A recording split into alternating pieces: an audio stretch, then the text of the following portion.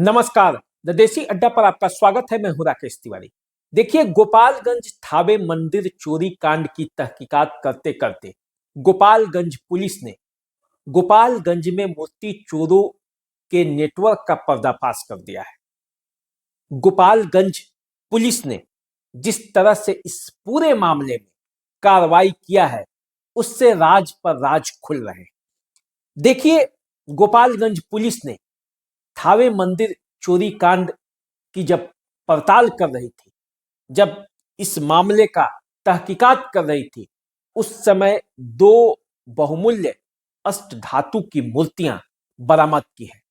एक आरोपी के घर से इन मूर्तियों की बरामदगी ने यह साबित कर दिया है कि गोपालगंज में मूर्ति चोरों का नेटवर्क काफी पुराना है। अब उस पर से धीरे धीरे पर्दाफाश हो रहा है। देखिए, पूरा मामला क्या है और गोपालगंज में किस तरह से ये नेटवर्क काम कर रहा है, आज इस पर हम चर्चा करेंगे। आपको बताएंगे कि आखिर गोपालगंज पुलिस किस तरह से सक्रिय है और उसकी छापेमारी से किस तरह से चोरों का जो नेटवर्क है उसके अंदर हड़कंप मचा हुआ है।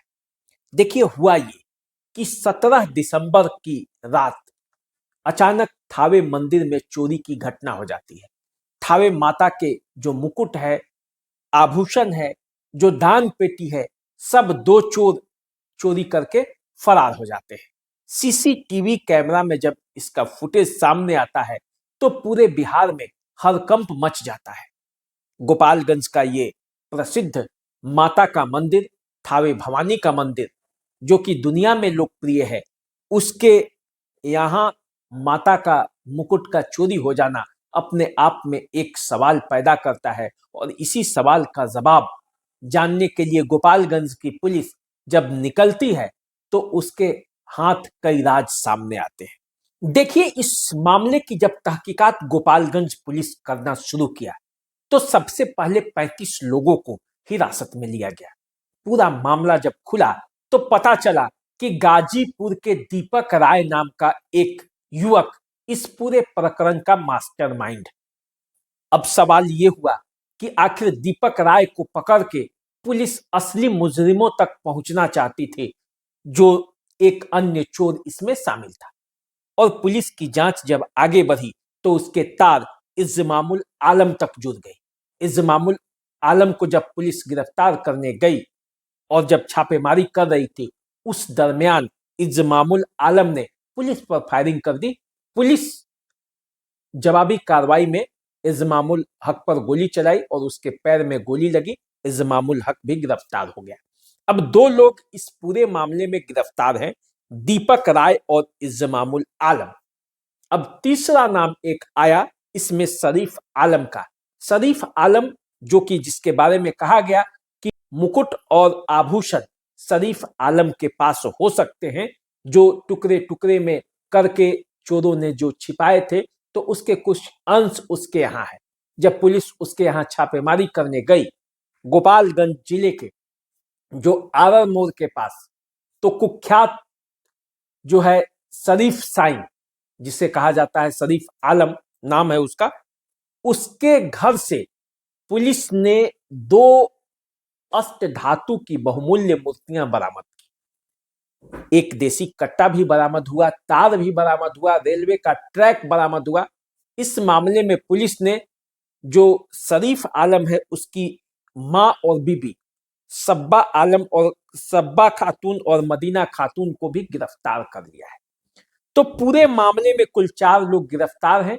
अभी 3 लोगों की तलाश है पुलिस को, जो कर रही है। और इस पूरे मामले की जांच करते करते गोपालगंज पुलिस को एक नेटवर्क का पता चला है, जिससे ये पता चल रहा है कि गोपालगंज में ये नेटवर्क कितना सक्रिय था।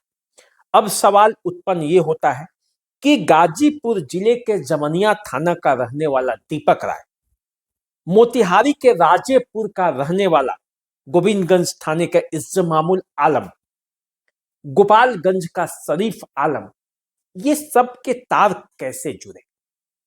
जब इस तार जुड़ने की बात होती है तो पुलिस सूत्रों ने जो बताया, जो कहानी बताई, उसके हिसाब से दीपक राय और इज्मामुल आलम के बीच की एक कड़ी मोहिनी नाम की एक ऑर्केस्ट्रा डांसर है। इसी डांसर के थ्रू इल्जामुल आलम और दीपक राय के बीच रिश्ता पनपा। दरअसल मोहिनी जो है वो कभी गोपालगंज जिले के मोहम्मदपुर में ऑर्केस्ट्रा का काम करती थी, ऑर्केस्ट्रा संचालक यहाँ काम करती थी, डांस करती थी। इस वजह से मोतिहारी का रहने वाला इल्जामुल आलम से उसकी दोस्ती हो गई। इल्जामुल आलम ने अपना नाम बदलकर उसके साथ रहने लगा, उसको अपना प्रेमिका बना लिया। कुछ दिनों के बाद जो मोहिनी है वो बक्सर चली जाती है, वहां ऑर्केस्ट्रा ग्रुप के साथ काम करती है और तब इल्जामुल आलम वहां भी जाता है। और जब ये बक्सर जाती है तो गाजीपुर इलाके में भी इसके शो होने लगते हैं और वहीं से दीपक राय से संपर्क होता है। दीपक राय को मोहिनी ही इल्जामुल आलम से मुलाकात कराती है और तब ये एक गिरोह बन जाता है और दीपक राय और इल्जामुल आलम ये मिलकर थावे मंदिर चोरी कांड को अंजाम देते हैं। कहा जाता है कि इल्जामुल आलम पर भी कई आरोप पहले से है चोरी के, दीपक राय पर भी चोरी के आरोप है और जो शरीफ आलम है ये भी कोई नया नहीं है, इस पर भी कई आरोप पहले से हैं। ये लोग पहले से संदिग्ध हैं, कई बार जेल गए हैं, पकड़े गए। तो कुल मिलाकर तीनों की साठगांठ बनती है और तब जाकर दुर्गा मंदिर चोरी कांड को अंजाम दिया जाता है। पुलिस अब तार पे तार जोड़ रही है, सबको एक जगह मिला रही है और तब ये पता चल रहा है कि ये मामले को किस तरह से अंजाम दिया गया था। ये पुलिस का कहना है और पुलिस अब इस मामले में पूरी तरह से सक्रिय है। जिस तरह से वो लोगों को पकड़ रही है, सामानों की बरामदगी कर रही है, उससे ऐसा लगता है कि पुलिस का जो काम करने का तरीका है वो सही दिशा में जा रहा है। इस मामले में यदि आप बात करेंगे तो दीपक राय शुरू से ही मुकर रहा है और वो कह रहा है कि उसे संदेह के दायरे में पकड़ा गया है और यही इस पूरे मामले को बहका दिया। थोड़ा लोगों के बीच ये बातें आई कि दीपक राय ऐसा नहीं किया हो सकता है कि इसका मास्टरमाइंड कोई और हो। इल्जामुल आलम जो है उसमें और दीपक में आखिर रिश्ता कैसे बना, तो उस रिश्ते को पुलिस ने जोड़कर बता दिया है। कुल मिलाकर यही मामला है और इस मामले में जब आप बात करेंगे तो लोग भी संतुष्ट हैं। जो कुचाय कोट के विधायक हैं अमरेंद्र पांडे उर्फ पप्पू पांडे, जिन्होंने थावे मैया मंदिर में फिर से मुकुट और उनका जो गहना है वो अर्पित किया है, उन्होंने भी पुलिस का जो ये जांच चल रहा है उससे वो संतुष्ट दिखे। एक बार उनका बयान सुन लीजिए। चोर का कोई जात धर्म नहीं होता है, चोर चोर होता है। सब लोग पकड़ा जाएगा, उसमें कोई बाकी नहीं रहेगा। सामान भी हम लोग का बरामद हो जाएगा, एक एक चीज बरामद होगा। और जो इसमें अगर बीच में बिचौनिया भी होगा ना, वो भी पकड़ में आ जाएगा। कोई बचने वाला नहीं है, सब माई की कृपा से कोई बचने वाला नहीं है। और पुलिस का बयान भी अपने जगह पे है। पुलिस भी कह रही है कि उसका जांच जो है वो सही दिशा में जा रहा है। इस मामले में जो स्थानीय कनेक्शन है पंडा समाज का या किसी अन्य मंदिर प्रबंधन से जुड़े हुए लोगों का हाथ इसमें नहीं है। पुलिस का मानना है कि इस बिंदु पर भी पुलिस ने जांच किया है, लेकिन अभी तक इस मामले में उस ओर संकेत नहीं मिलता है। एक बार जरा आरक्षी अधीक्षक की बातें सुन लीजिए कि इस बारे में उन्होंने क्या कहा।